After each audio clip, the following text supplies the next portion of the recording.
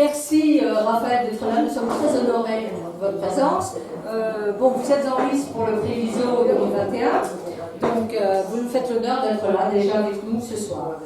Nous allons parler du livre des Sex Pistols à l'Intifada. Alors vous dites, je suis née près de la butte Montmartre. Ma grand-mère paternelle, Sultana, est morte gazée à Auschwitz avec ses fils, son gendre, son petit-fils de 8 ans. Votre père a survécu, il vous dira « La Shoah, tu ne la pardonneras ni aux hommes ni à Dieu ». Et votre maman, antiquaire, de la famille des Lebovici de Kishinev, une tribu russo-slavo-yiddish, et votre grand-mère, douce comme ses confitures, sans les silences de qui tout ne serait que bruit et fureur. Et de votre amour des livres venant de l'odeur de la colle qui vous poussera évidemment à écrire tous vos livres. Alors, Raphaël, cette envie d'écrire, vous l'avez eue très tôt, cette ambition littéraire. Vous avez écrit les Sex Pistols à l'Intifada, mais je crois qu'à l'époque, votre éditeur ne voulait pas le diffuser, c'est ça? Et donc, vous avez écrit entre-temps beaucoup de livres, donc, qui sont et à l'extérieur et là.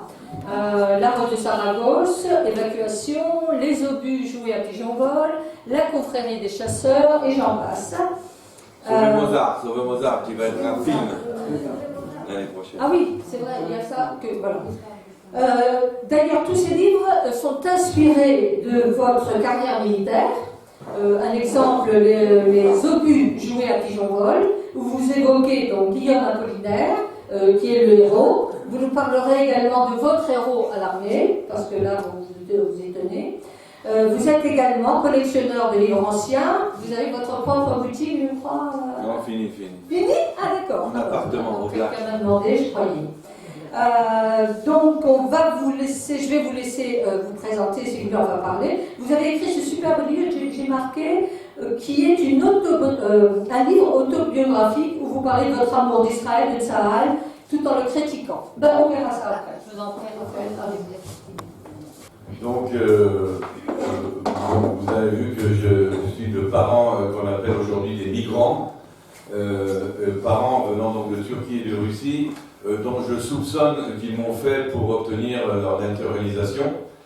Et ils ont fait en fait un Parisien. Moi, je suis un vrai Parisien.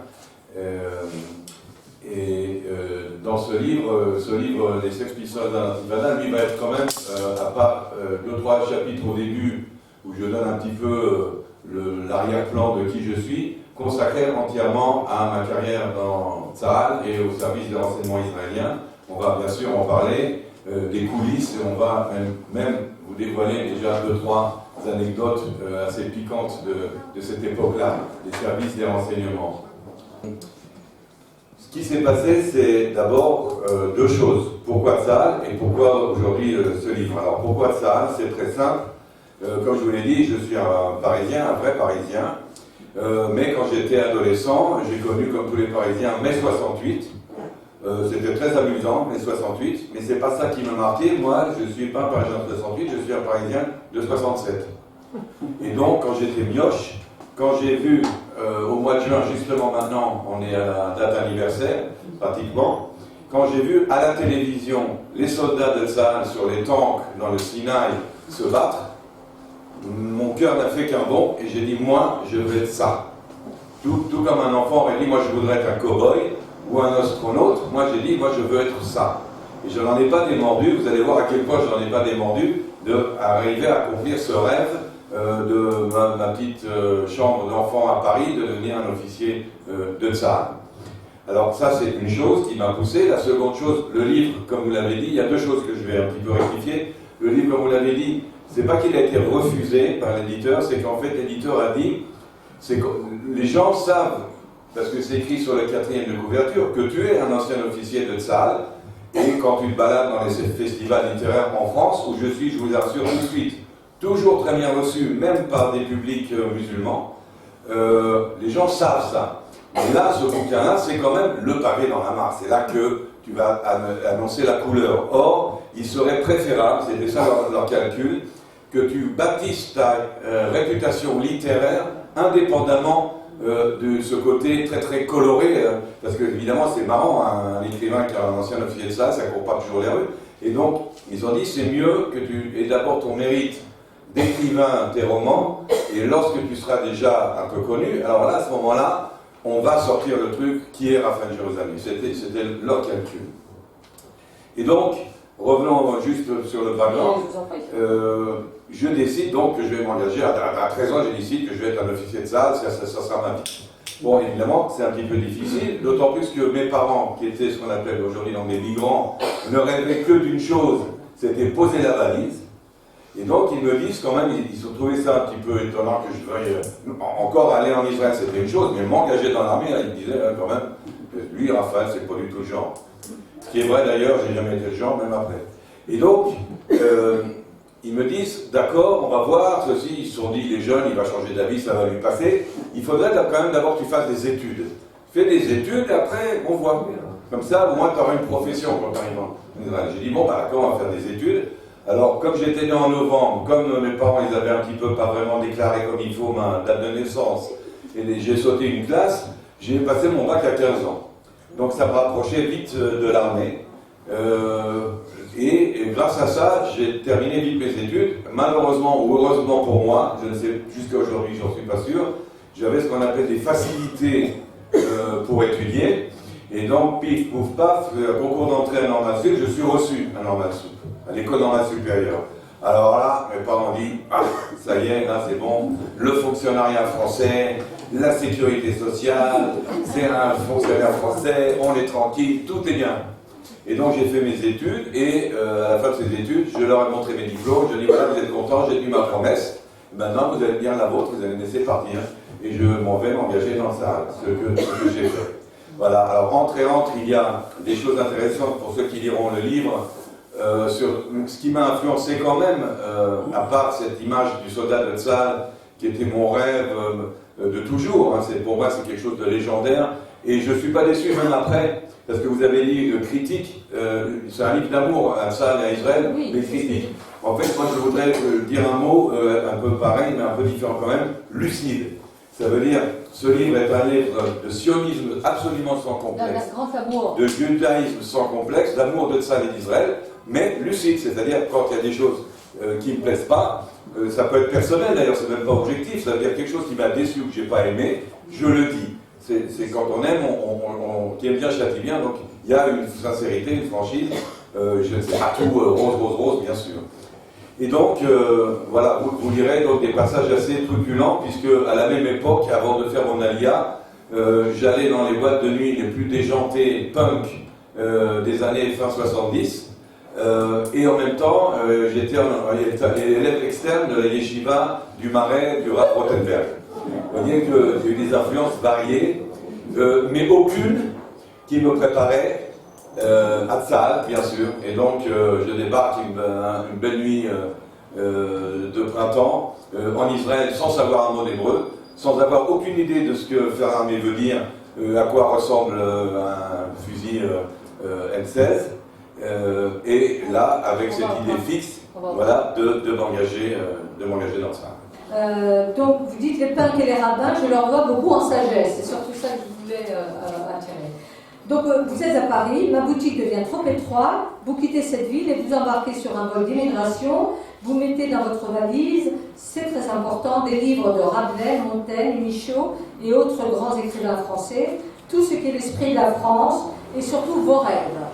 Donc, en Israël, un jour, vous voulez vous engager dans l'armée, vous ne parlez pas encore l'hébreu. Au culot, vous arrivez dans une base et vous décrivez ce militaire haut gradé. Je peux le dire, voilà. Lui, avec cet air de n'en faire aucun cas, il était ce que le peuple d'Israël avait trouvé dans la pochette surprise du retour à Sion. Une nouvelle sorte d'homme, un modèle inédit de notre marque déposée. Il avait la gueule d'un aboutissement, d'un maillon ultime de chaîne génétique. Il avait relégué aux entrepôts de surplus tous nos mauvais réflexes du ghetto, tous nos complexes de minorité, nos traumatismes, nos bonnes excuses. Et vous avez été ébloui par ce personnage bronzé, d'ailleurs, avec lunettes Ray-Ban, et qui vous avait dit « Rejoignez-moi ». comme vous dites, Join Me Boy. Donc vous dites, je détenais tout de même un peu à l'armée, mais il sût quoi faire de moi, et vous rajoutez, l'homme ne connaît pas ses limites physiques et morales. Vous allez à Masada, beaucoup d'émotions, et vous pensez aux autres massacrés, aux vôtres massacrés à Auschwitz. Vous voulez en parler? Ça, on va faire un peu, et puis également dans le nord d'Israël, fondé par d'anciens combattants du ghetto de Varsovie.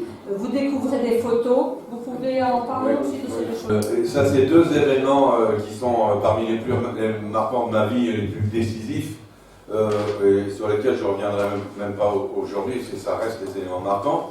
Alors effectivement, il y en a deux. Alors le premier, ça c'est commun à tous les Israéliens, à tous ceux qui ont fait l'armée, c'est lorsque on prête serment de loyauté à l'État d'Israël et à Tzahal, et qu'on reçoit, très paradoxalement peut-être, dans cette nuit-là, son âme et son Tanakh, sa Bible en hébreu militaire, et son âme, c'est une cérémonie. Dans mon cas précis, vous à Jérusalem, vous connaissez au Kotel, au milieu de la lamentation, les cérémonies des paras, les bérets rouges, qui font ça au Kotel la nuit.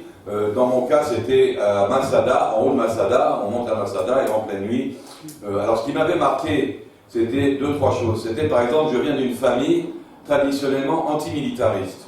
Un grand-père anarchiste, mon père qui après la Shoah, la Seconde Guerre mondiale, était dégoûté par tout ce qui était militaire, qui n'était pas du tout content de me voir vêtir un uniforme et porter une arme. Donc je venais de ce passé antimilitariste. Mais je me suis dit, là quand même, c'est quand même pas l'armée suisse que je suis en train de faire.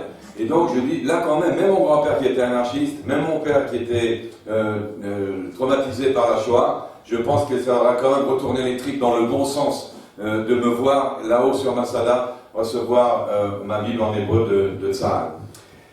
Donc une certaine fierté. Et puis je me suis aperçu que là où on était, là-haut à Masada, on était tout près de Qumran.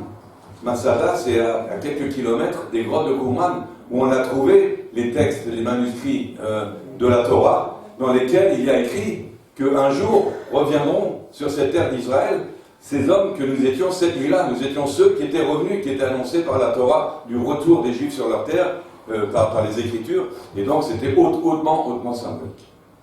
Et donc émotion, et là je fais un passage un peu humoristique parce qu'il y a toujours une modestie ou une gêne d'être émotionnel. C'est un livre où on rit, où on pleure à la fois,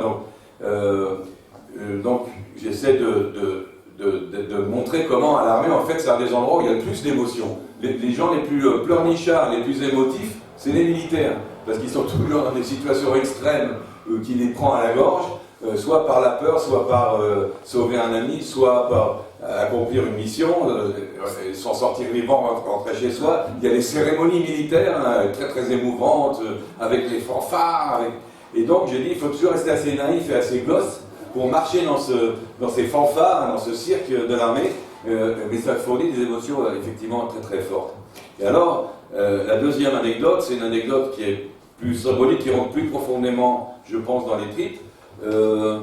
Et ça m'a marqué pour toujours. Donc il y a le kibbutz Lochamia Getaot, au nord-ouest d'Israël, sur la côte, au nord, le kibbutz des survivants du ghetto de Varsovie. Et là, il y a un petit musée qui est consacré au ghetto de Varsovie et surtout aux combattants du ghetto de Varsovie. À l'époque où moi je suis allé le voir, c'était un tout petit musée avec des petites vitrines en bois tout abîmées.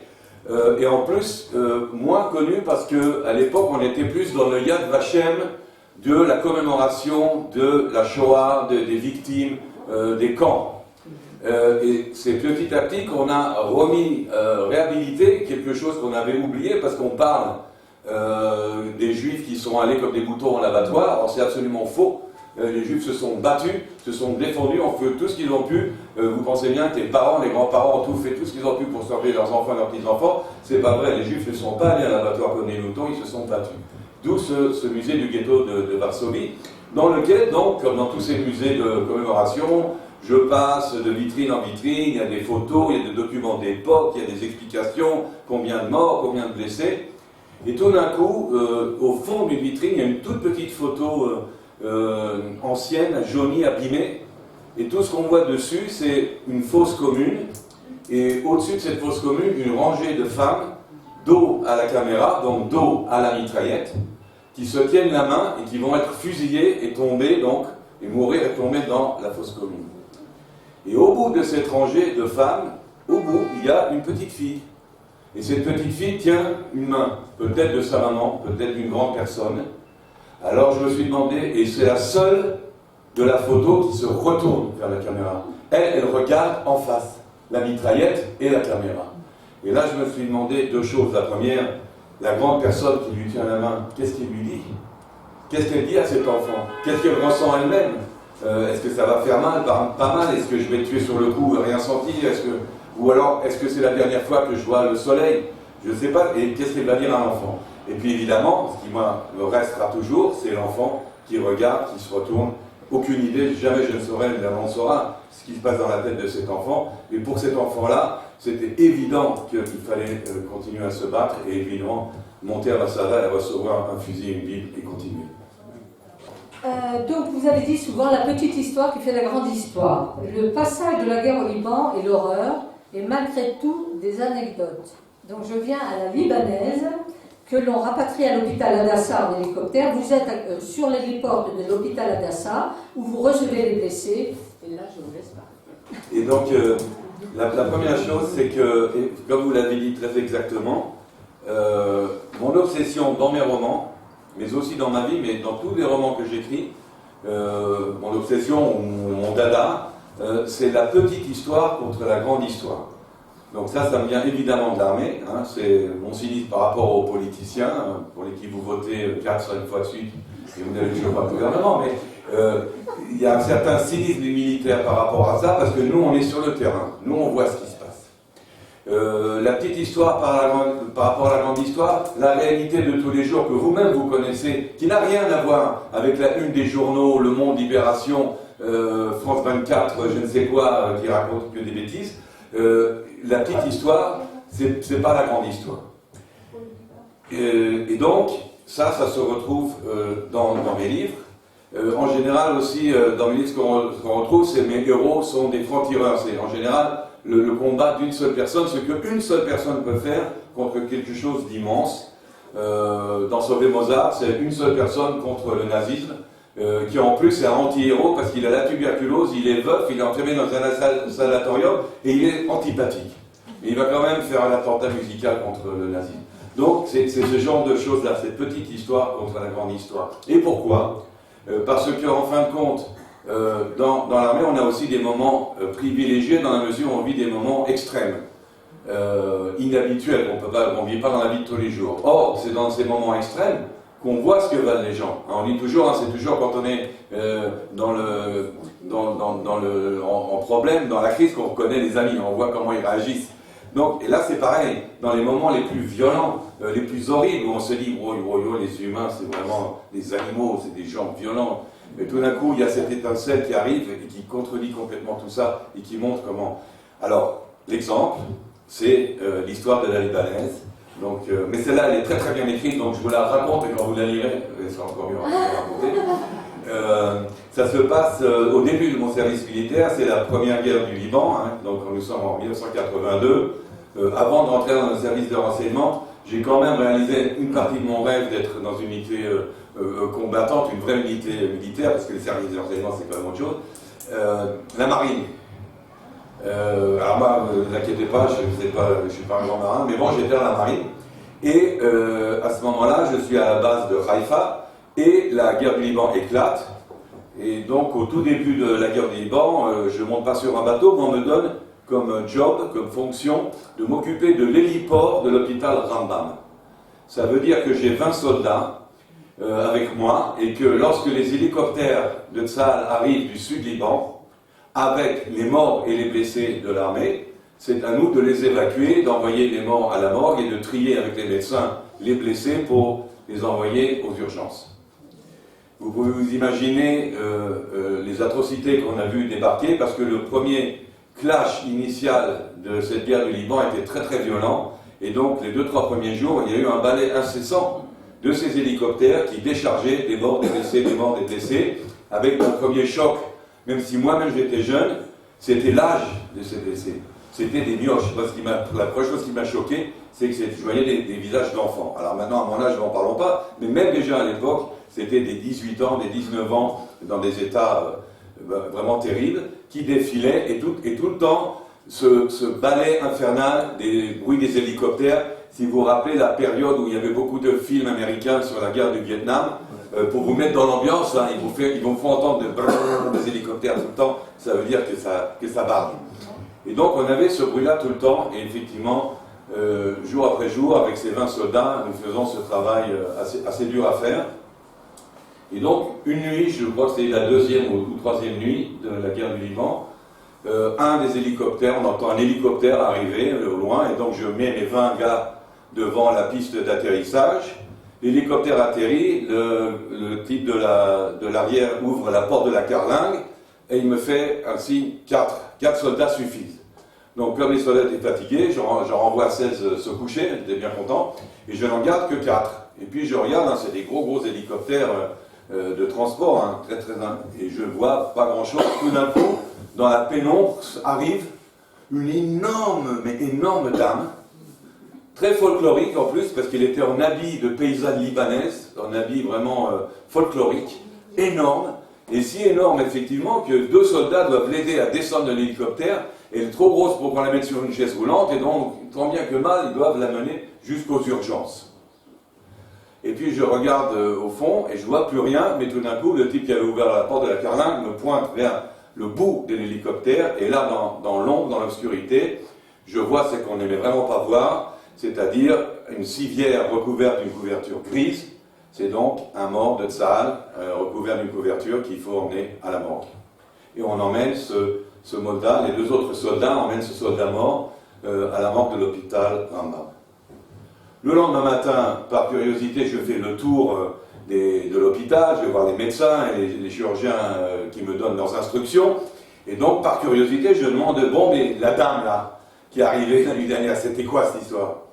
Elle me dit, écoute, elle a eu de la chance parce que son village était tout près d'un poste avancé de Tsahal. Et dans l'état où elle était, ils ont décidé de la rapatrier parce qu'en fait, cette dame, elle était enceinte et devait accoucher. Mais elle avait tellement de surpoids qu'il fallait une césarienne. Et c'est pas dans son village, évidemment, qu'on allait faire une césarienne. Et donc, elle a eu vraiment de la chance parce qu'elle est tombée sur les soldats de Tsahal qui ont mis dans un hélicoptère et hop, à Rambam. Et alors, j'ai dit, bon, et alors? Et là, je vois que le chirurgien, il s'étrangle un petit peu comme ça, et puis il me dit, écoute, tu sais, la dame, elle a eu un petit garçon, tout s'est très bien passé, un petit garçon en parfaite santé, et tu sais qu'est-ce qu'elle nous a dit tout de suite? Elle nous a même pas dit merci tout de suite. Elle a dit, mais monsieur, comment s'appelait le soldat mort qui était avec moi dans l'hélicoptère? Et elle a donné le nom de ce soldat à son petit garçon. Ça, c'est la petite histoire contre la grande histoire. Donc là, nous arrivons au passage où vous rencontrez à l'armée, je dirais par hasard, un DRH qui vous proposera de devenir un agent de renseignement. On vous posera donc des questions assez pointues, une enquête très poussée, etc. Donc là, vous nous parlez ensuite de votre expérience à l'école des officiers, des entraînements sur le terrain, extrêmement difficiles. Et vous voulez en parler du DRH Non, on continue. On avance. Alors, il y a aussi... peut-être juste une petite remarque, oui, très courte. Le fait que, donc, en fait, moi, comme je vous l'ai dit, je ne cadre pas tellement dans le côté militaire. Alors, parmi mes héros, vous avez François Villon, qui ne cadrait pas tellement non plus, qui avait certainement pas la gueule d'un poète non plus, d'ailleurs, mais qui était un baroudeur, et puis un autre, c'est Apollinaire. Apollinaire, artiste déjanté parisien qui s'engage, qui devient un officier des poilus. Donc, j'avais pas la gueule de l'emploi. Alors, ça va s'avérer très très bon pour la suite, hein, parce que quand on n'a pas la gueule, c'est un des trucs principaux quand on est dans les renseignements. Donc, j'avais pas la gueule, et on en parlera peut-être d'ailleurs, les gens ne se méfiaient pas du tout de moi, ne prenaient pas du tout au sérieux, ce qui m'a donné beaucoup d'avantages dans les négociations. J'avais une gueule de parigot, des involtes, tout ça. Donc j'avais pas la gueule. Mais j'avais pas non plus la mentalité, c'est-à-dire, moi j'arrive en Israël et à Tsahal avec une mentalité de parisien. Donc, alors, deux petits points. D'abord, vous connaissez tous, vous avez tous fait la LIA et l'administration, la bureaucratie israélienne. Donc j'arrive dans cette Israël que j'ai du mal à comprendre, en plus je parle pas bien hébreu, je comprends pas ce qu'on m'explique. Et je me suis donc devant la race des seigneurs sionistes, hein, les Sabras, le vrai Israélien, moi qui suis-je, le pauvre lait qui ne sait même pas l'hébreu. Et donc là, je me rappelle toujours que je me suis conduit avec eux. Il y a deux façons que j'ai vite appris, et vous les connaissez, comment se conduire avec l'Israélien de souche, surtout si c'est un fonctionnaire qui doit vous mettre le tampon sur quelque chose. La première, c'est comme quand vous avez monsieur le gendarme qui veut vous mettre un PV. Alors vous êtes tout d'un coup, vous êtes tout gentil, tout poli, tout mignon, excusez-moi, monsieur l'agent, machin. Donc je me suis fait tout petit devant le seigneur hébreu pour avoir la prise d'un imbécile pour qu'il ait pitié de moi. Et quand ça ne marchait pas, vous connaissez l'autre tactique, c'est il faut gueuler. Hein, si on ne crie pas, il n'y a rien qui arrive. Donc ça, on apprend assez vite.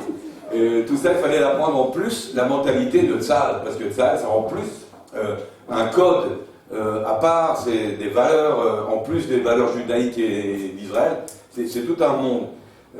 Et donc là, le grand avantage, c'est tout simplement que eux, ils ont su quoi faire de moi.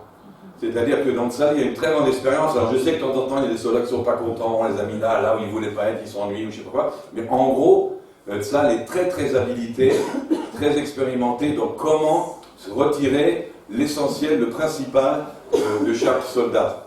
Ils n'ont pas de temps à perdre, il faut former le type, il faut qu'il donne le meilleur de soi-même. Et donc, c'est eux, en fin de compte, qui ont réussi à voir par où choper un gars qui allait au palace, qui allait me lire du Rabelais ou du Villon, qu'est-ce qu'on en fait? Et donc, ils ont su quoi en faire, ils ont su trouver la niche, assez rapidement d'ailleurs.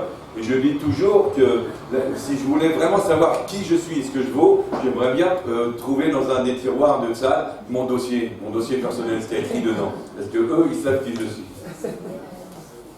Donc, je rappelle là, les obus joués à pigeon vol. Vous parlez donc d'Apollinaire, qui est le héros. Vous voulez en parler surtout du héros, enfin voilà, du militaire, c'était un commandant, un officier que vous avez... Moi, je vous suis, moi je suis le mouvement. Et donc, deux choses sur les obus. Alors, d'abord le titre, Les obus joués à pigeon vol, c'est un vers d'Apollinaire qu'il a écrit à propos de la guerre. Il a emmené la poésie à la guerre.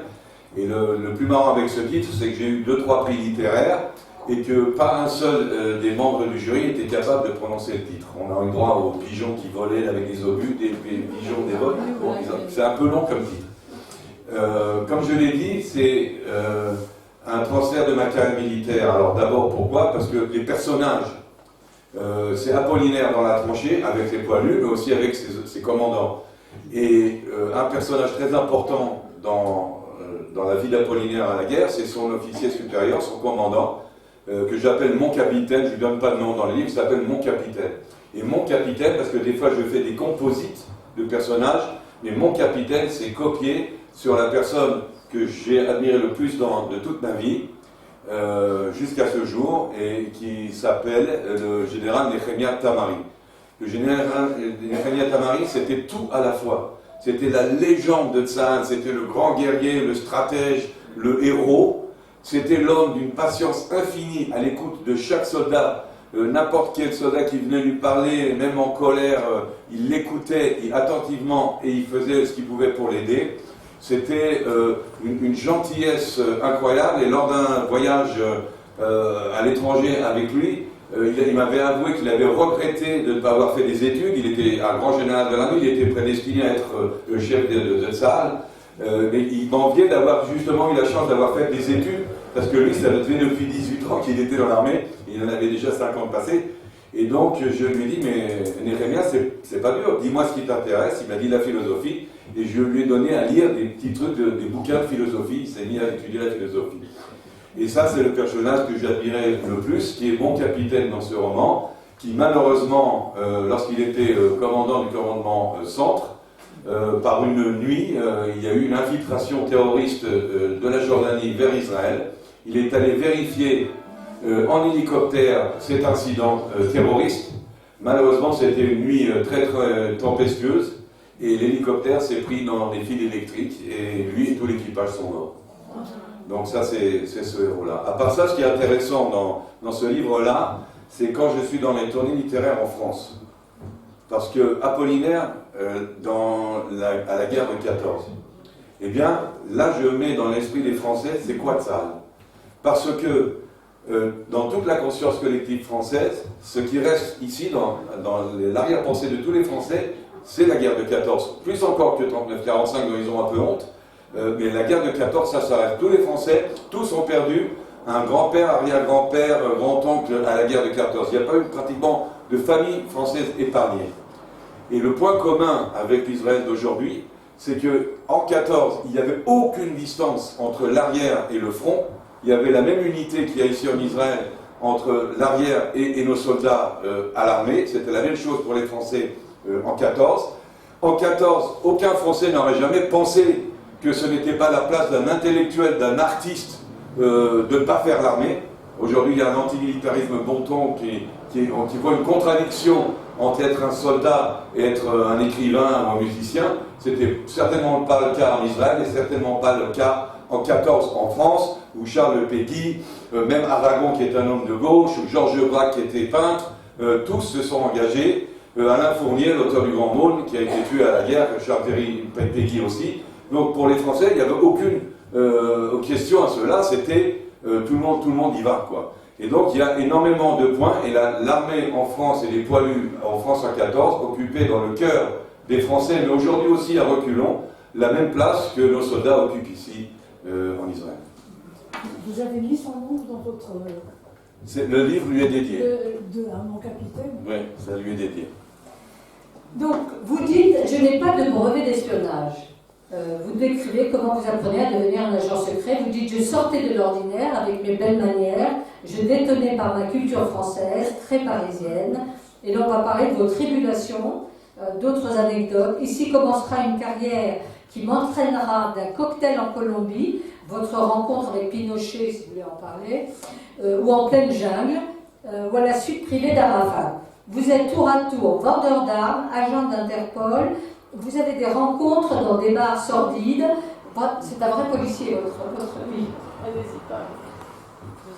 Alors effectivement, par le hasard des choses, j'ai effectivement pas eu le temps, de par mon travail, de faire un cours de formation au renseignement militaire et de l'intelligence.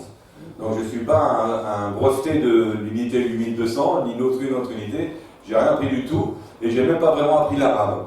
Donc je me suis retrouvé dans ce poste en sachant pratiquement rien, mais en plus mon poste était aussi un poste un petit peu vague. Mon premier poste, c'était comme ça, c'était les relations extérieures de l'intelligence militaire, de Haman, de Tzahal, les relations extérieures. Alors c'est bien, ça veut dire tout dire et rien dire, effectivement. C'était surtout, en gros, beaucoup la promotion de vente d'armement à l'étranger. Il y avait beaucoup de ça. C'était des fois de l'espionnage par rapport à des gens que nous activions pour nous donner des renseignements, inclus des officiers étrangers, des attachés militaires ou des gens des ambassades étrangères ici qui sont pro-israéliens, qui veulent bien nous donner un petit coup de main. Inclus des voyages à l'étranger, où effectivement, là c'était assez varié.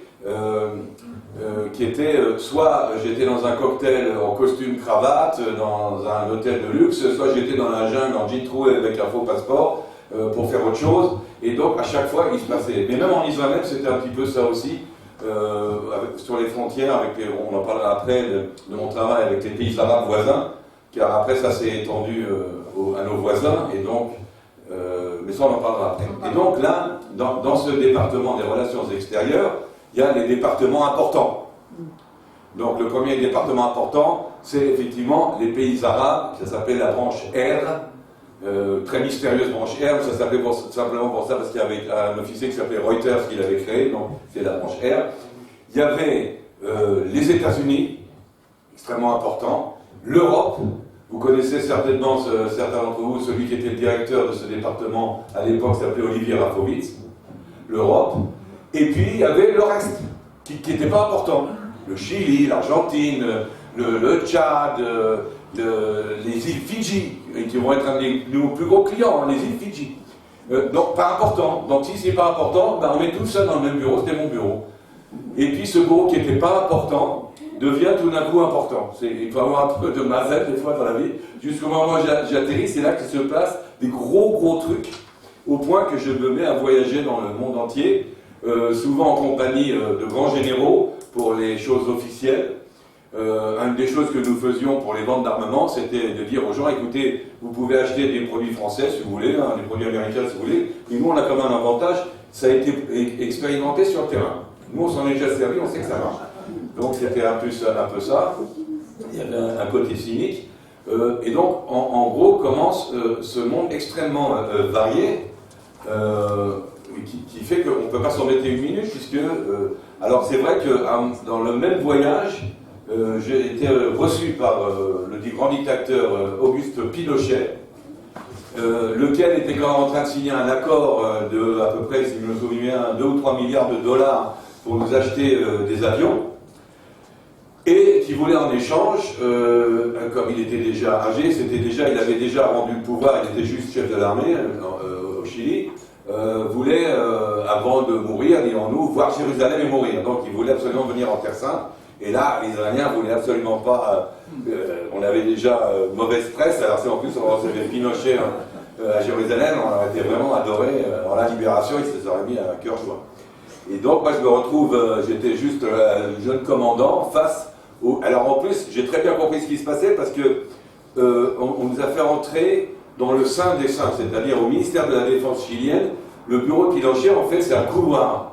Il y a le premier bureau, un grand bureau où il reçoit tout le monde. Il y a le deuxième bureau où il traite les affaires. Il y a le troisième bureau, puis il y a le dernier bureau, c'est son bureau personnel.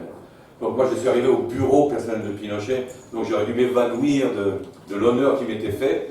Et je me suis retrouvé comme devant monsieur l'agent, à faire l'imbécile, parce que je ne savais pas quoi trop lui dire. Je ne vous dévoilerai donc pas si Pinochet a fait ou non ce voyage à Jérusalem, mais évidemment, officiellement, non. Et donc, dans le même voyage, pour rendre tout seigneur, tout honneur au service secret israélien, quand même, je dois faire un saut au Pérou, à Lima. Et là, je change de peau, j'ai une fausse identité, j'ai des jeans de touristes, jeunes touristes, et j'arrive au Pérou pour faire quelque chose de pas du tout passionnant, c'est ce qu'on appelle une sorte de courrier, de messager, donc faire passer quelque chose. Et j'arrive au Pérou et tout avait été très bien calculé, on m'a tout dit, tout expliqué. Vous avez juste oublié que c'était les élections nationales au Pérou, et quand il y a les élections nationales au Pérou, tout est fermé, inclus l'aéroport. Donc j'ai dormi 2 jours dans l'aéroport de Lima, ça vous avez oublié de vérifier dans le... Voilà. Et puis donc, ça c'est cette partie-là de ma carrière, donc vous lirez évidemment des aventures truculentes, il faut bien le dire, dans la jungle ou dans les palaces, avant de passer à cette autre partie de ma carrière qui va être évidemment la plus fascinante, puisque ça sera les mêmes relations extérieures, mais avec nos voisins autour ici. Merci. Alors, je vais quand même préciser que toujours dans n'importe quelle situation extrême, vous vous raccrochez à votre culture, parce qu'il y a des situations assez douloureuses, en lisant un livre d'un auteur français. Donc toujours la culture française avec vous, où que vous soyez. Là, il y a la visite de Dick Cheney. Ça, on va parler de... Donc, je vais quand même... Si vous pouvez nous parler de certains passages, je vous laisserai la parole.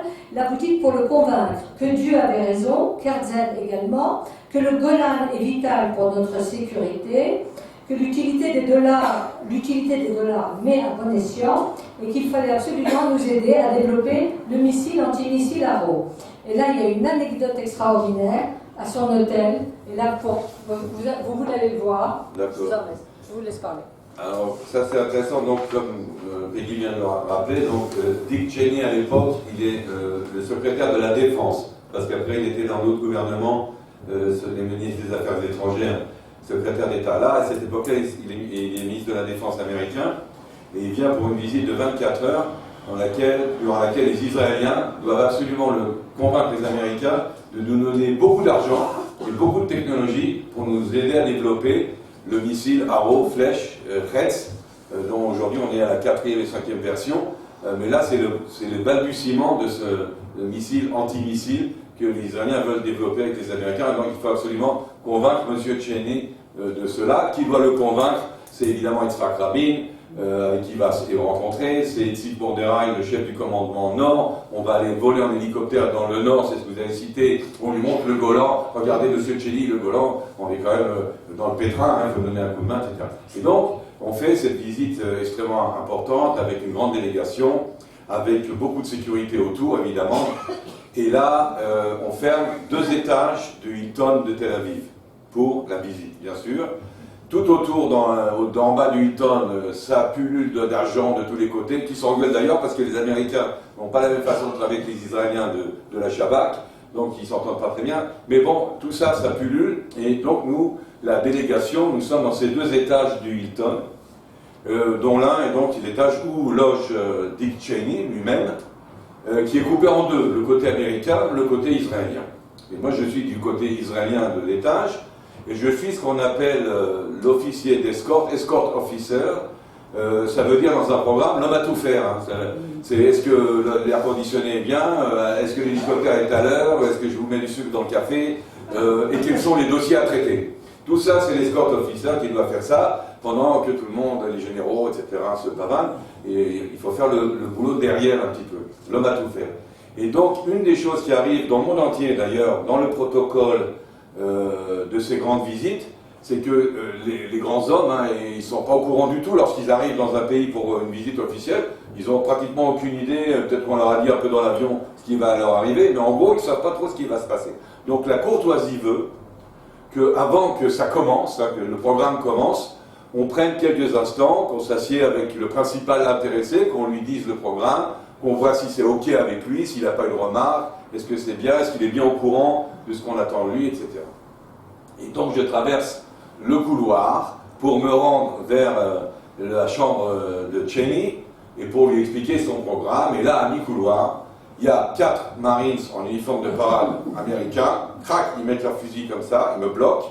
Derrière les 4 Marines, il y a 4 types, alors vous voyez le genre, gros baraque, costume noir, cravate noire, et tous ils ont des problèmes auditifs. Ils ont besoin d'un truc dans l'oreille. Et tous me disent, Sir, stop! Et je dis, monsieur, je suis en uniforme, hein, de Tsahal quand même, et j'ai le badge de la visite. Donc je dis, Sir, je vais voir monsieur Cheney, je suis l'officier d'escorte, je viens lui expliquer son programme avant que nous partions, etc. Sir, no. J'avais le programme sur moi, je dis, regardez le programme, page numéro 2, liste de la délégation, escort officer, c'est moi, ça c'est moi. No, sir. Mais j'ai le badge de la délégation. No, sir.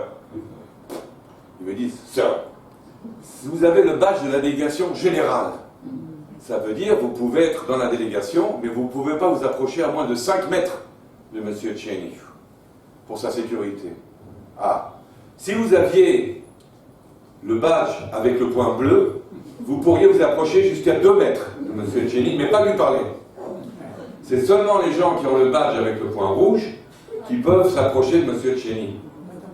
Mais moi, j'avais pas de... C'est pas moi qui avais fait les badges, hein, etc. Et donc, Tel Aviv, 5h de l'après-midi, je descends rue Ben Yehuda, je rentre dans une papeterie, j'achète des pastilles autocollantes, je mets le point rouge, je remonte. Ça a pris 20 minutes. Moi, c'est toujours le même Jérusalem. Eux, c'est toujours les mêmes 4 marines et les 4 mecs avec les problèmes auditifs. Et ils regardent rien, ils regardent juste là, ils voient le point rouge, Sir. Et c'est pour ça que dans Sauver Mozart, où à un moment donné, mon héros va essayer de tuer Hitler, il ne va pas y arriver, on le sait bien, il va faire autre chose après. Mais il y a un moment donné où il fait une tentative d'assassinat d'Hitler, et il arrive à rentrer à la réunion de Mussolini et Hitler sur le col du Brenner, où le train de Hitler et le train de Mussolini se croisent et s'arrêtent en gare, où il y a une grande réunion, c'est là qu'Hitler et Mussolini vont se partager l'Europe. Là, mon héros arrive à s'approcher d'Hitler. Et donc, mon éditeur, hein, que ceux qui disent « Mais non, mais c'est tiré par les cheveux, mais comment, mais la sécurité allemande, comment elle aurait pu, etc. » Alors, je leur ai raconté cette histoire. Ils ont dit « Ah oui, d'accord, prenons la Donc il y a beaucoup d'anecdotes, évidemment, des petites histoires comme des petits livres, c'est extraordinaire ce livre. Donc vous avez un nouveau poste, relation avec la Syrie, le Liban, la Libye, la Jordanie, les Palestiniens. Votre but est essayer de faire la paix avec tous ces pays. D'abord, qu'en est-il aujourd'hui? Mais est-ce que vous voulez parler de cette anecdote de Aïcha? Oui. Là, c'est jolie histoire. Ok.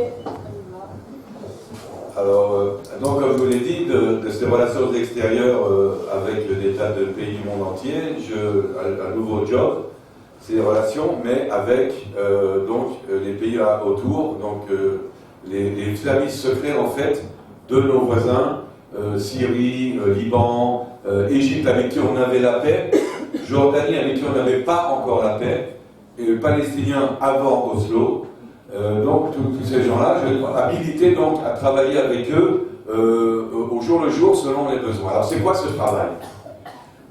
Par rapport aux Égyptiens, c'était un travail de routine plus ou moins, de sécurité, de coopération avec les Égyptiens, puisqu'on était avec un accord de paix. Par rapport aux Jordaniens, c'était des efforts vers la paix qui étaient déjà avancés, puisqu'il y avait des bonnes relations sur le plan humain, je dirais, entre Rabin et le roi Hussein, entre Ephraim Hanevi, le chef du Mossad, qui était devenu à l'époque un ami intime du roi Hussein. Donc il y avait déjà du chemin de fait, il fallait continuer à pousser à la roue, et là, donc, dans des négociations secrètes, faire avancer les choses. Avec les autres pays avec lesquels nous étions en guerre, Syrie, Liban, l'Arabie Saoudite, mais aussi les Palestiniens dans une certaine mesure, en quoi consistaient ces relations? Elles consistaient tout simplement en des problèmes qui pouvaient être humanitaires, sécuritaires, de toutes sortes, qui pouvaient causer des ennuis au plan politique disproportionnés, c'est-à-dire des petites étincelles qui peuvent mettre le feu aux poudres. Et alors à ce moment-là, il y avait une sorte d'accord au niveau politique, à travers les Nations Unies, à travers les ambassadeurs étrangers, de ne pas mettre le feu aux poudres et de résoudre ça discrètement sur le terrain.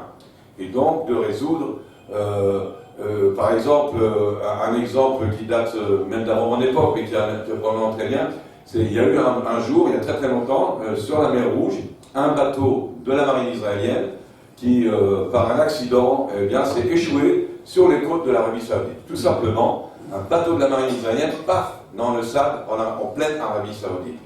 Eh bien, très discrètement, à travers Londres et les Nations Unies, les Saoudiens nous ont fait bien savoir qu'ils n'avaient pas l'intention d'utiliser cet incident pour en faire une montagne et faire exploser le truc, et qu'ils étaient d'accord que nous on vienne discrètement le récupérer, ce bateau. Ils ont donné donc leur accord en secret que Tsahal vienne avec des tracteurs, des bulldozers, tout son équipement jusqu'en Arabie Saoudite récupérer ce bateau. Voilà le genre de choses, mais ça pouvait être des fois des choses humanitaires, ça pouvait être des soins, la famille royale de Jordanie qui venait se soigner régulièrement, des gens du Koweït qui sont venus se soigner ici à Jérusalem, à Dassa en secret. Toutes choses, il y a eu même des choses amusantes comme les animaux. Le roi Hussein, un de ses chevaux, étalons pur sang qui coûtent très cher, s'est barré de sa villa d'été à Aqaba et a atterri à Eilat. Imaginez-vous les Israéliens sur la plage à Eilat, tout d'un coup il y a un pur sang comme un long champ qui leur passe devant le nez, c'est le cheval du roi Hussein. À rendre en bon état, je peux vous assurer, et donc toute l'armée sur le qui-vive pour rendre ce cheval à la Jordanie. Ça nous a bien servi parce que quelques mois après, on a eu 2 dauphins qui se sont tirés du Dolphin Reef de Eilat. Ils avaient vu 2 dolphines très jolies, mais elles étaient du côté jordanien. Et donc il a fallu aller les chercher grâce avec la marine jordanienne s'est occupée de les récupérer. Mais on a eu aussi des humains. Et une des plus belles histoires, qui est une histoire d'amour, c'est l'histoire de Aïcha. Aïcha, c'est une jeune bédouine du Sinaï. Et elle cause des problèmes sécuritaires et nous donne vraiment du fil à retordre. Qu'est-ce qu'elle fait, Aïcha? Elle a 17 ans et elle passe tout le temps la frontière du Sinaï, de l'Égypte, vers Israël, déclenchant des alertes, des alarmes. Elle a réussi même une fois à vraiment traverser jusqu'à la frontière jordanienne où elle se fait cueillir de l'autre côté. Elle fait plusieurs tentatives, à chaque fois c'est des alertes, c'est vraiment un problème qu'elle cause à chaque fois on la remet dans le Sinaï, chez elle à la maison, chaque fois elle recommence. Là, au point que la police en a marre, la police du coin est là, il ne veut plus s'occuper d'Aïcha, les Shin Bet, la Shabak qui a bien vérifié qu'elle n'est ni terroriste, ni espionne, ni rien du tout, ça ne l'intéresse plus du tout Aïcha. Résultat des courses, personne ne s'occupe d'Aïcha. La prochaine fois qu'elle passe, qui la ramasse? Une patrouille en jeep de 4 soldats, jeunes soldats israéliens, qui voient cette jeune fille, qui est très très jolie et très très maligne. Et donc, qui voit cette jeune fille, ils la prennent sur la jeep, la Shabak n'en veut pas, la police n'en veut pas, personne n'en veut. Et donc, ils l'emmènent à la base. Elle arrive à la base, la première chose qu'elle fait, elle sourit à tout le monde, elle fait le café au chef de la base. Et là, nous sommes devant une situation très complexe. Nous sommes dans une jeune fille bédouine, égyptienne, mineure, kidnappée par l'armée israélienne, kidnappement de mineurs, au milieu, une jeune femme, en plus musulmane, entourée que de mecs. Des juifs en plus, donc c'est encore plus grave. Et donc, que va-t-on faire d'Aïcha? C'est un gros problème. J'appelle mon collègue du Caire, égyptien, j'ai dit, écoute, voilà la patate, il faut quand même qu'on trouve une solution. Il faut réfléchir à cette histoire d'Aïcha, à chaque fois ça nous cause des problèmes. J'appelle mon collègue de Jordanie, Samir, et je lui dis, écoute Samir, cette histoire d'Aïcha, il faut trouver la solution, c'est pas possible. Et donc nous tenons dans un bureau pas loin de Tabar, une réunion top secret, Jordanie, Égypte, Israël, Aïcha. La réunion est top secret. Par chance, nous avons des voisins qui ne sont pas des grands démocrates, ni des grands libéraux, et donc ils disent, ben, c'est simple, on va trouver la solution, parce que c'est quoi le problème? Pourquoi Aïcha, elle franchit tout le temps la frontière? Elle a été promise en mariage à un jeune homme de sa tribu, mais dans la partie qui vit en Jordanie. La partie qui vit en Jordanie, elle lui rend visite à la partie égyptienne. Il y a eu le deal du mariage, mais les deux jeunes, bien que ce soit un mariage arrangé, sont tombés amoureux l'un de l'autre. Les deux jeunes gens, très amoureux. Malheureusement, quand la famille est repartie au bout de quelques semaines, il y a eu un cafouillage dans le marchandage de nombre de brebis ou de je sais pas quoi, de la dot de la fille. Oh, ça s'est tombé à l'eau, mais pas pour eux. Eux, ils restaient amoureux, et elle voulait marier ce jeune homme, et c'est pour ça qu'elle franchissait la frontière à chaque fois. Et donc, nous avons décidé que l'armée égyptienne allait rendre visite aux braves parents de Aïcha, l'armée jordanienne allait rendre visite aux braves parents de l'autre côté. Il a dit, messieurs, c'est fini, mariage. Et donc, nous avons marié Aïcha. Est-ce que vous voulez qu'on parle quand même pour parler des accords d'Oslo? Parce qu'on peut toujours en parler, je crois que vous en avez parlé à un moment donné dans une autre émission, les traités signés qui vous restent entre les mains, et puis le retour d'Arafat à Gaza. Est-ce que... Ah, ça, on peut raconter. On peut raconter ces choses. D'accord, on ne va pas tout dire. C'est des longues histoires. Vous savez quoi, je vais vous mettre juste l'eau à la bouche, je ne vais pas vous la raconter. Oui, quand même un peu, il ne faut pas tout dire. Voilà, je ne vais pas la raconter. Une histoire, qui ressemble à l'histoire de la pastille rouge avec Dick Cheney, c'est comment, à la signature des accords de paix avec la Jordanie, les accords donc sont signés en 3 exemplaires par Bill Clinton, le roi Hussein de Jordanie et Yitzhak Rabin, comment tout le monde signe les accords, et vous découvrirez dans l'histoire comment moi je me retrouve, moi qui suis collectionneur de livres anciens et manuscrits, je me retrouve avec les accords, c'est-à-dire que la cérémonie terminée, tout le monde s'en va, et les accords de paix restent là. Ce que j'en fais, après, vous allez voir, c'est dans l'histoire. Par rapport à Arafat, là aussi, c'est trop long à raconter cette fois-ci, mais je me retrouve 2 fois seul à seul avec Yasser Arafat. C'est le retour de l'enfant prodige, donc lorsque Arafat revient des suites des accords d'Oslo de Tunisie vers Gaza, je suis donc chargé d'organiser avec les Égyptiens et les Palestiniens, les services de sécurité palestiniens de Gaza. C'est là que je fais connaissance d'un monsieur qui voudrait devenir le chef de l'autonomie palestinienne aujourd'hui, Mohamed Dahlan. Donc nous organisons la réception de la délégation, dont Arafat, mais pour des raisons que vous découvrez dans le livre, c'est pas seulement son entrée que je dois aider à organiser, c'est aussi tout son parcours dans Gaza, et donc je vais rentrer avec Arafat et les braves terroristes de la Force 17, comme un des membres de la délégation. Je me retrouverai, entre autres, une nuit à l'hôtel Palestine de Gaza City, à m'embrasser avec l'amirauté palestinienne. Et dans la chutzpah qui m'a quand même aidé à obtenir ce poste, j'ai un témoin ici, mon épouse, on s'embrasse 4 fois chez les Palestiniens, et donc pendant qu'il y avait ce cocktail au jus d'orange, parce que malheureusement pour un Français comme moi c'est très dur les cocktails arabes où il n'y a que du jus d'orange. Une fois j'étais à Caire, au Caire, au restaurant suisse de la compagnie suisse des avions suisses, et donc c'était fromage suisse et jus d'orange. Vous ne pouvez pas commander de pinasse. Donc là, et donc on s'embarque 4 fois, 4 fois, 4 fois, et je fais la bise à un général des forces palestiniennes. Il avait déjà un grade de général, en fait c'était lui qui s'occupait de la sécurité de l'intérieur de Gaza, et il avait un badge avec son nom, son rang, etc. Et donc en lui faisant 4 fois la bise, je lui ai piqué son badge, puis ça m'a fait un Voilà, donc mais ça c'est des histoires que vous devez lire dans le détail, comment on... Voilà. Voulez-vous qu'on parle quand même, Raphaël, de votre épisode, enfin de votre passage de votre vie de militaire, qui est la plus belle mission, le Rwanda? Ouais. On en parle. Hein. Ok. Donc c'est porter secours à toute cette population, voir l'horreur de près. Vous décrivez toute la logistique qu'Israël a apportée et l'anecdote. Bon, je vous laisse parler.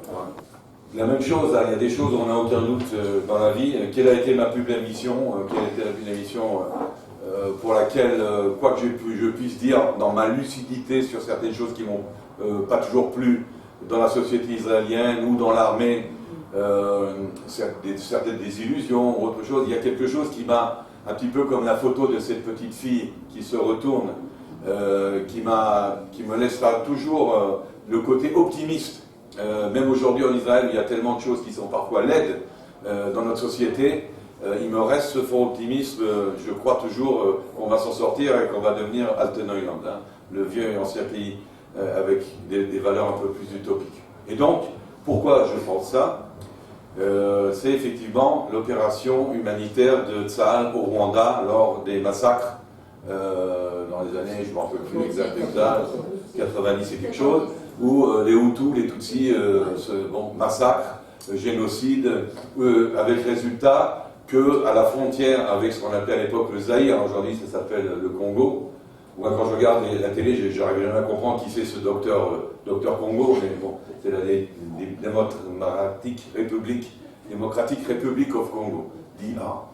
Mais à l'époque, c'est le Zaïre. Et donc, à la frontière entre le Rwanda et le Zaïre, dans la région de Goma, où il y a un grand lac, le lac Kivu, c'est là que vont se concentrer la plupart des réfugiés, des gens qui s'enfuient des massacres du Rwanda, au point où ils vont être pas loin d'un demi-million dans cette région, et à un endroit spécifique qui s'appelle la vallée de la mort, parce que tout simplement ils avaient coupé tous les arbres pour cuisiner et se chauffer, il n'y avait plus rien, que 300 000 personnes abandonnées à elles-mêmes dans cette affaire du Rwanda, qui, si vous en rappelez, pour une fois, ou des rares fois, où les médias font leur travail, c'est-à-dire il y a une sensibilisation de l'opinion publique mondiale. Aujourd'hui, on ne vous parle pas de ce qu'il y a au Sahel, on ne vous parle pas du Yémen, presque pas du Bangladesh.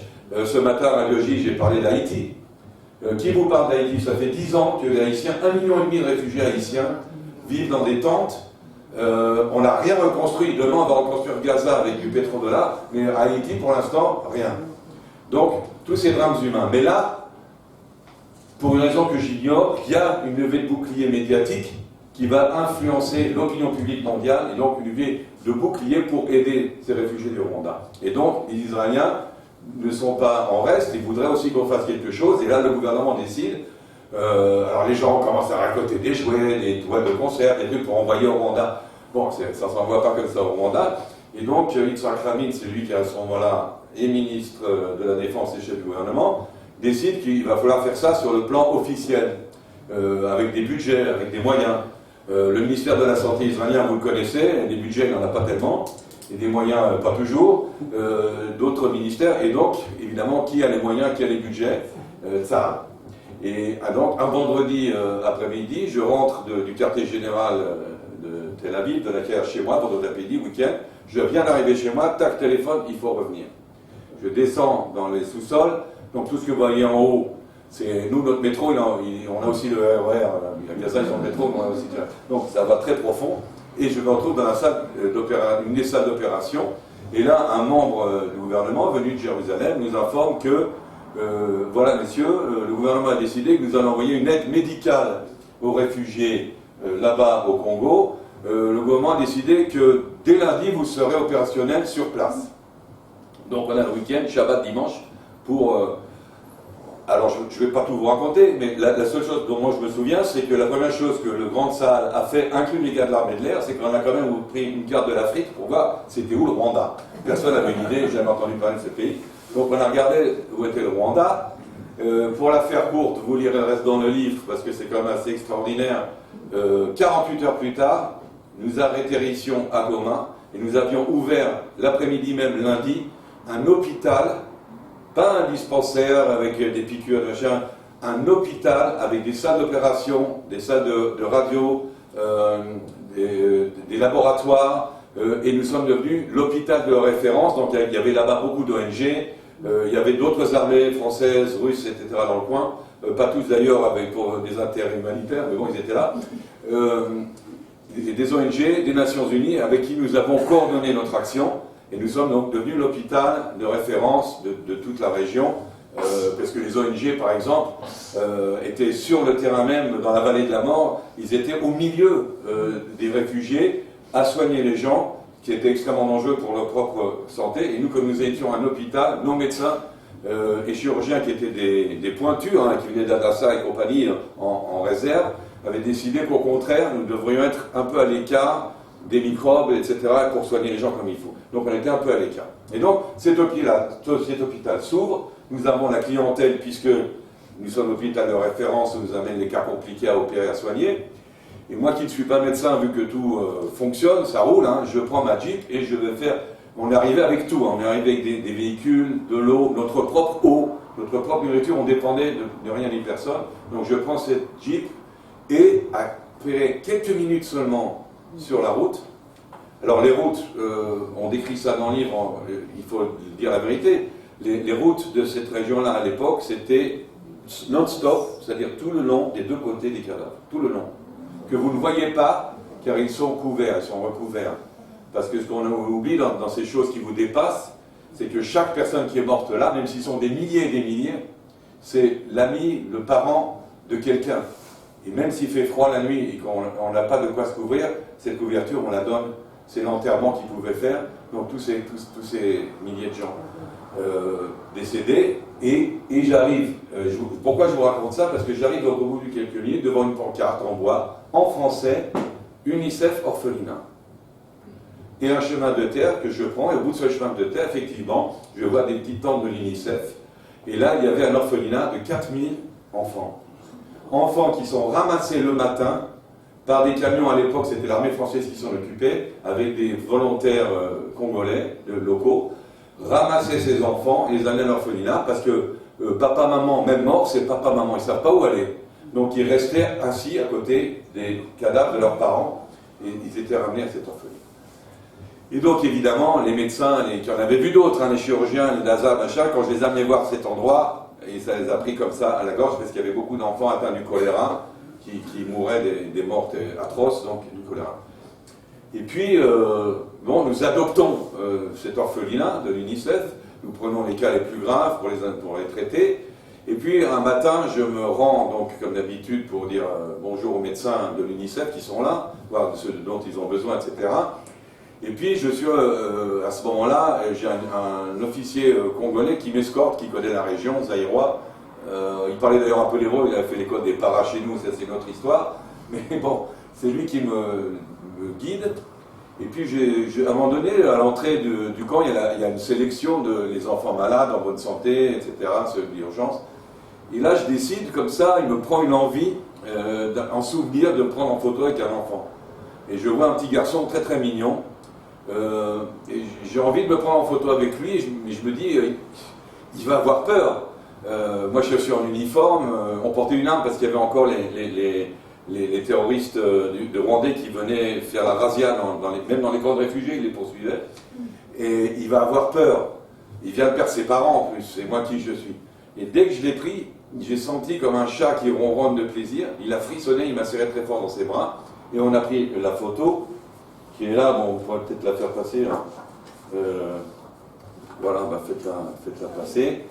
Je prends donc cette photo, et puis comment remercier ce petit garçon qui était si gentil, comment lui faire plaisir. Alors vous vous rappelez, je vous ai dit que l'âge moyen du combattant israélien c'est 18 ans.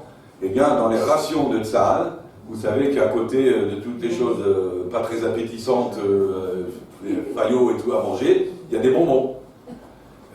Bonbons à la menthe et bonbons au miel, dans toutes les rations de ça. Et donc, moi j'en avais 2 dans ma poche. Donc je prends ces 2 bonbons, je donne au petit garçon, merci. Je vois d'un enfant, dans l'horreur où nous nous trouvions, dans tout ce qu'il venait de subir, je vois un sourire, mais un sourire, si je lui avais acheté, je crois, un train électrique grand luxe, j'aurais pas eu droit à un plus grand sourire. Il était aux anges. Et donc j'ai réalisé, j'ai dit, ok, les piqûres dans derrière c'est bien, donner à boire, donner à manger c'est bien, mais on a affaire à des humains, et là on a affaire à des enfants. Il y a aussi quelque chose d'autre qu'on peut faire, un truc en extra. Et donc, je rentre à la base, et on vide évidemment toutes les rations, tous les trucs, et on prend tous les bonbons, et ça ne fait malheureusement que 4 seaux de bonbons. On revient avec ça dans l'orphelinat, et là, une image complètement surréaliste, 4 rangées d'à peu près 1000 gosses, en rang, sages, sans tricher, sans bouger, qui attendent leurs bonbons. Ça prend très longtemps. Il y a 4 dames, des bourgeoises de Goma City, donc des volontaires. Il y avait énormément de gens de cette ville de Goma qui, même au risque de leur santé, se sont portés volontaires. Donc ces 4 dames, très élégantes d'ailleurs, avec leur grande robe chamarrée africaine, commencent la distribution des bonbons. Les enfants attendent ce bonbon. Bon. Alors il faut quand même être africain dans certains cas pour savoir quoi faire. Il n'y avait pas 4000 bonbons. Et donc, à un moment donné, de la queue, les dames s'aperçoivent qu'il ne va pas y en avoir assez pour tout le monde. Et là, elles commencent à casser les bonbons en 2 ou 3 morceaux. Et donc, les derniers de la queue font 2 heures la queue pour avoir un petit morceau de bonbon. Et donc, comme on dit dans le salle, surtout, mais en Israël en général, c'est l'homme qui est sur le terrain qui sait ce qui se passe. Donc, dans le salle, les généraux sont dans la salle d'opération, la salle de commandement, le contrôle aussi, etc. Mais surtout aujourd'hui, avec les progrès qu'on a aujourd'hui, avec les drones et les communications, le gars sur le terrain, le lieutenant sur le terrain, c'est lui qui dit ce qui se passe. On n'aurait peut-être pas eu ça en 73 si ça avait marché comme ça. Il dit ce qui se passe et c'est d'après ces données-là qu'on va calculer les choses parce que lui voit ce qu'il se passe. Et donc on fait confiance à l'homme sur le terrain, on ne lui pose pas de questions. Et donc je prends à l'époque pour appeler Jérusalem, je prends un téléphone satellite. Donc à l'époque, vous voyez, c'est une valise, dedans il y a un parapluie, une grande valise, et avec ce parapluie, on est là je suis à l'aéroport pas loin de Goma, on cherche la connexion, Where is Israel, et puis dès qu'on l'a, j'appelle. Et dans cette conversation-là, elle va durer moins de 2 minutes. Je vais demander à Jérusalem un avion de bonbons. Dans les 24 heures, atterrit à Goma, Zahir, un C-130, rempli de bonbons, non seulement fournis par les industries, les confiseries industrielles israéliennes, bien sûr, qui ont donné des kilos, mais comme ça a pris 24 heures, il y a eu le temps, le matin, dans plusieurs écoles d'Israël, pas loin de l'aéroport, de faire aux enfants des écoles des petits dessins et des petits emballages cadeaux pour mon ami rwandais. Et tout ça est arrivé donc 24 heures après. Et donc pour moi, voilà, l'opération bonbon, c'est ma plus belle opération, mais c'est aussi, pour moi, ça c'est Israël, ça c'est ça.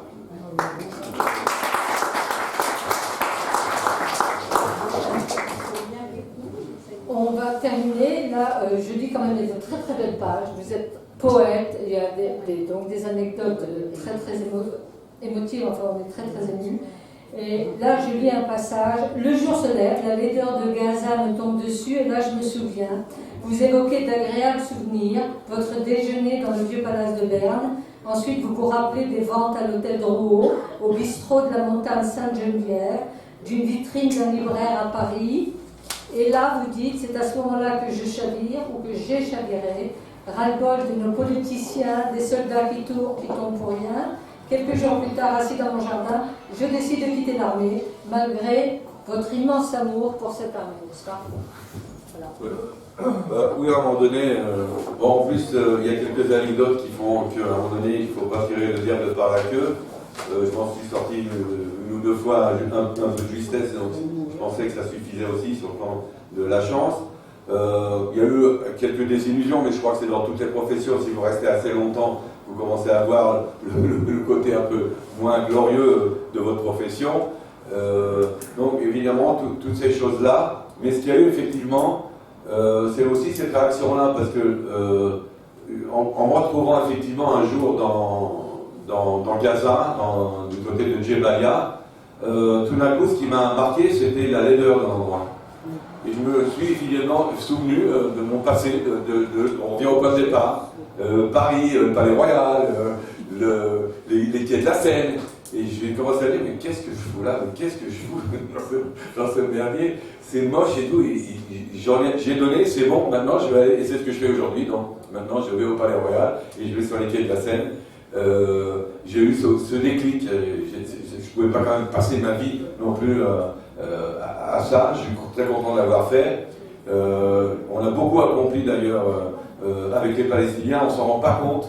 Moi, Oslo, je trouve que c'était une catastrophe sur le plan politique, mais il en est sorti des petites choses sur le plan du terrain, du tous les jours, au quotidien, dont la coopération sécuritaire avec la sécurité palestinienne, mais d'autres choses aussi dont on ne parle pas souvent, de contact, de business entre les businessmen palestiniens et les businessmen israéliens. Si vous êtes un gars de la high-tech, d'une start-up palestinienne, vous n'avez aucune chance de vendre votre produit dans le monde. Vous êtes obligé de travailler avec une start-up israélienne.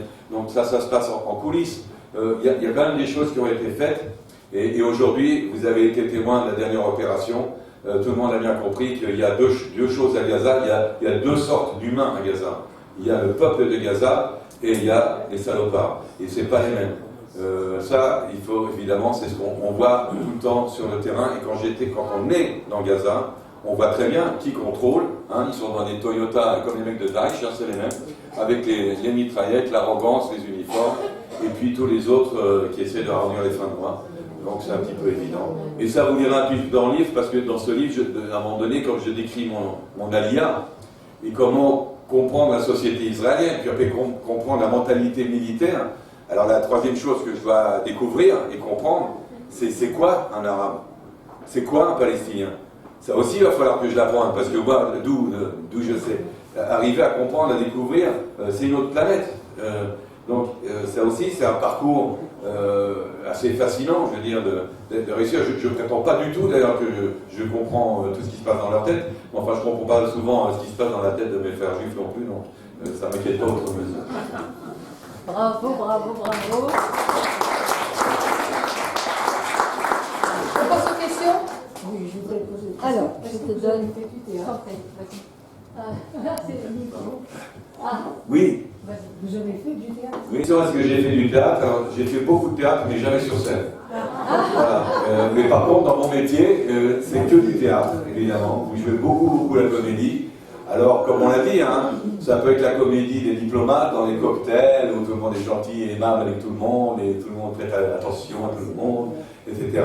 Et ça peut être comment louper quelqu'un pour obtenir une information. Des fois, ça se passe avec des très jolies dames qui convainquent ce monsieur de les accompagner quelque part, et on prend quelques photos dans le but de coopérer. Ça peut être, c'est toujours de jouer une comédie, se dissimuler, c'est comme ça qu'on obtient évidemment les informations. La même chose, même dans les négociations, c'est-à-dire même dans le bon sens, pour la paix, il faut jouer un peu la comédie. Surtout quand on a affaire en face de nous dans des négociations, par exemple avec les Jordaniens, avec les Palestiniens, on a affaire à des gens, il faut les caresser dans le bon sens, hein. Sinon ça ne va pas marcher. Et qu'est-ce que vous avez fait du badge que vous avez piqué? Je l'ai gardé. Alors, on sait. Deux petites questions. La première, c'est vous avez dit que vous aviez juré sur la Bible hébraïque de Tzahal, qui est différente des autres. Et la deuxième question, c'est vu de l'intérieur, à l'intérieur que nous ne connaissons peut-être pas, que pensez-vous de la situation politique actuelle? vous voulez pas? Non. Non, mais très rapidement. Alors là, il y a deux choses. Il y a la Bible, il y a le Tanakh qu'on reçoit, et puis il y a le livre de prière, le Sidour de Tzahal. Et le Sidour de Tzahal, il s'appelle Nosach Achid. Ça veut dire la version neutre ou unique. Donc comme vous avez la coiffure unisexe pour les hommes et les femmes, il y a une version Achid, unique, qui est donc ni ashkénaze ni séfarade, qui est une sorte de neutre des deux. C'est ça qu'on reçoit, parce que sinon on n'aurait pas fini avec les versions. La seconde, eh bien, c'est la réponse à votre question, ça vient de la première. Et si on avait un Ossaf Harry pour la politique, ça marcherait un petit peu mieux. Alors, Monique. Combien d'années passées dans la salle? 17. 17 ans. Qui veut vivre en français, d'abord? Est-ce que vous n'avez pas dû passer par la censure israélienne? Un expert de la langue française, évidemment. Et ensuite, est-ce que vous avez appris l'arabe? Alors, effectivement, en français, j'écris tous mes livres en français. D'abord, jamais que je sais pas assez bien l'hébreu pour écrire littérairement en hébreu.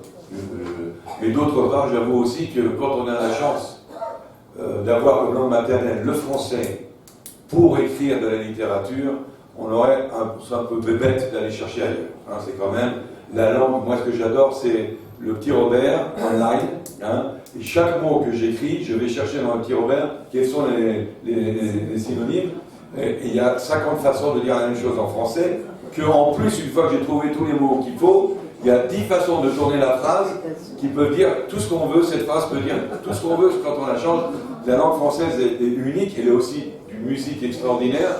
Dans le livre de François Villon, La confrérie des chasseurs de livres, à un moment donné, il est prisonnier de l'émir de Nazareth, qui est un type très très cruel à l'époque, hein, au XVe siècle. Les Mamelouks occupent la Terre Sainte, la Palestine. Et lui, parce que j'en vois dans mes romans, je prends certaines libertés, donc j'en vois François Villon en Terre Sainte, en mission secrète.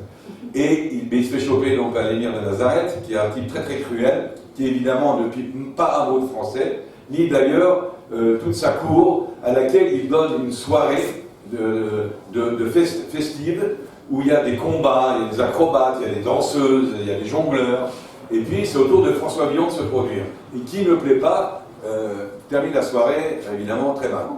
Et donc François Villon se plante devant tout le monde et leur déclame son poème, La Ballade des pendus, en français, doucement, à la François Villon, et il abat tout comme ça, toute cette cour qui sont absolument amadoués, charmés par la musique de la langue française. Il les entraîne dans un monde ailleurs, il les entraîne dans le Paris de François Villon.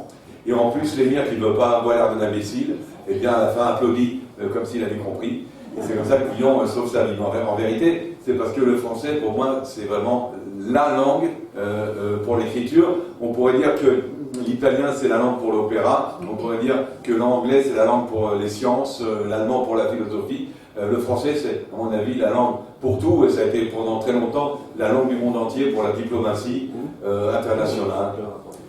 Donc voilà, la censure militaire, bien sûr, il y a des histoires qui ont passé la censure militaire, donc il y a 30 ans, ça aussi explique le délai, hein, par la décision militaire, il y a 30 ans pour certaines histoires, pour d'autres il y a 50 ans, donc il faudra attendre 20 ans pour le deuxième épisode, donc c'est 30 et 50 ans, mais ça a passé la censure militaire, et en Israël, une fois que vous avez passé la censure militaire, alors censure militaire, je vous rassure tout de suite, on n'est ni chez Pinochet, ni dans une dictature, c'est, si vous dites, une bêtise sur le plan technique. Si par exemple, je dévoile que l'unité interne se trouve à tel endroit ou combien il y a de soldats, c'est tout ce qu'on vous supprime à la censure. Vous pouvez dire tout ce que vous voulez sur le plan de vos opinions, librement. Ensuite, ça passe par ce qu'on appelle un cabinet ministériel, c'est soi-disant 6 ministres qui doivent donner leur accord. Vous pensez bien qu'ils n'ont jamais lu le bouquin. Je sais qu'on a donné ça à des réservistes qui parlaient français, qui ont lu le bouquin, qui ont dit c'est bon, on y va, et c'est passé.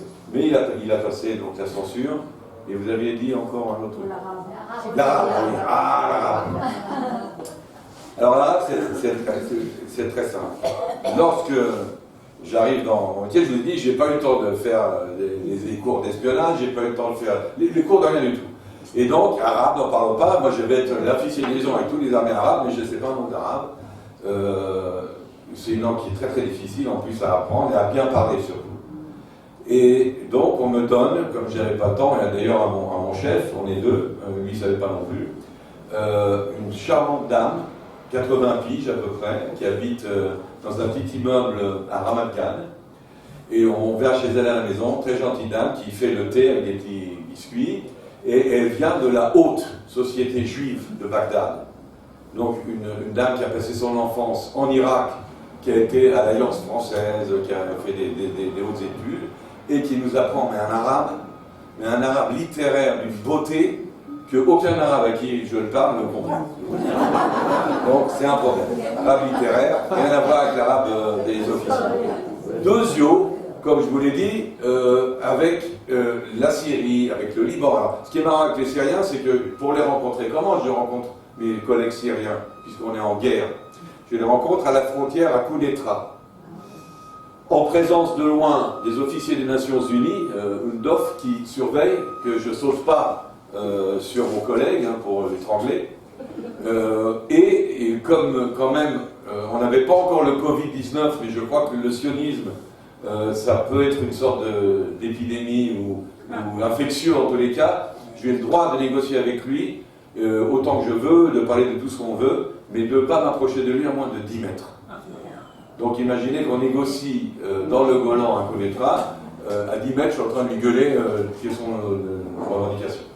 Et donc, Syriens, Égyptiens. Alors, quand je travaillais par exemple avec l'Amérique latine, je parlais très très bien l'espagnol, mais pas parfaitement.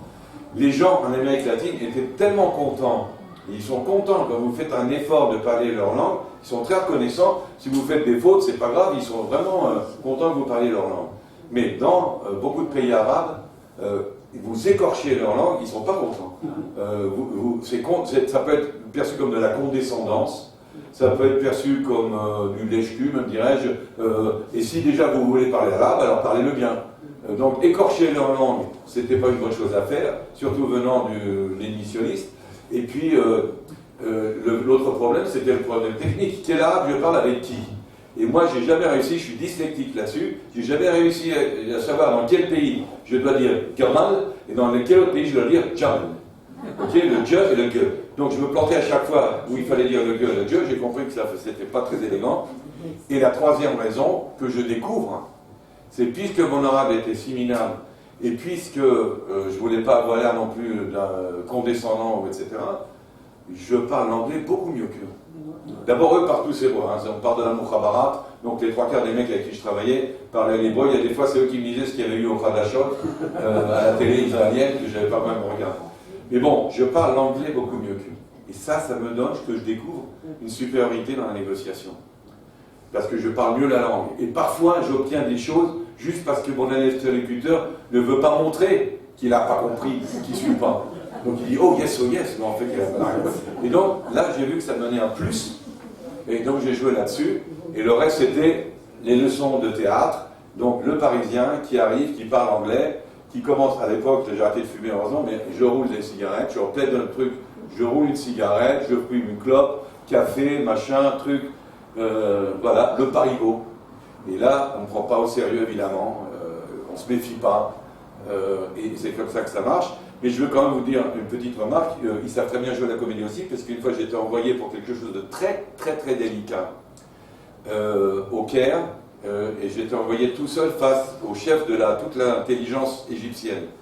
Et c'était quelque chose que Rabin voulait savoir, et donc je viens et j'enveloppe ça dans plusieurs sujets, je m'assieds devant un grand général égyptien, je lui dis est-ce qu'on pourrait faire ça, est-ce que ça, oui ça c'est bien, ça c'est oui, ça c'est non, ça c'est bien, ça c'est oui, ça c'est non. Et noyant dans cela la question délicate que je sors, et là le général me dit oh vous savez, moi je ne suis jamais qu'un soldat, je suis rien du tout, je suis un petit soldat, je ne peux pas décider de ces soldats, je ne sais pas ces choses-là. Donc voilà comment on change le diapason, et on se joue de la comédie les uns aux autres. Mais bon, ça dans tous les milieux, un diplomatique, business, quand on fait des affaires, c'est la même chose. Est-ce que vous avez une solution au conflit israélo-palestinien. Ah, oui. Oui, là, c'est Oui.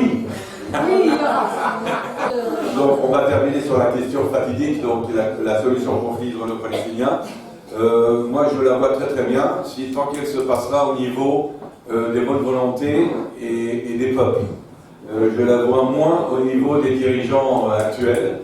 Je pense des deux côtés, surtout du côté palestinien, mais même du côté israélien, c'est une génération qui a fait son travail, qui n'est pas capable de changer. Il faudrait peut-être donner la place à une autre génération de négociateurs. Il existe aujourd'hui, par exemple, à Ramallah, mais aussi à Gaza City, une élite intellectuelle, libérale, palestinienne, qui n'a rien à voir avec les vieux de la vieille du terrorisme, du partisanisme palestinien. Je pense que c'est un peu dépassé, hein, la Liberation of Palestine. La preuve, c'est qu'ils sont passés à des thèmes religieux. Maintenant, on n'est plus tellement, d'ailleurs, dans l'indépendance, on est plus dans le djihad. Arafat, c'était encore, on se bat pour l'indépendance, mais maintenant, c'est le djihad de Jérusalem. Et il y a aujourd'hui, effectivement, toute une partie de la société arabe, palestinienne, tout à fait capable de négocier avec nous et d'avoir une meilleure vie pour tout le monde. On a la même frange sociale en Israël, de gens qui peuvent faire avancer les choses, mais comme ce sont des gens bien, ben, ils ne font pas de politique. Malheureusement pour nous, la politique est faite par d'autres. Mais si ces gens-là faisaient de la politique, les choses avanceraient mieux. Je pense que nous sommes un peu trahis par la qualité, entre guillemets, de nos dirigeants.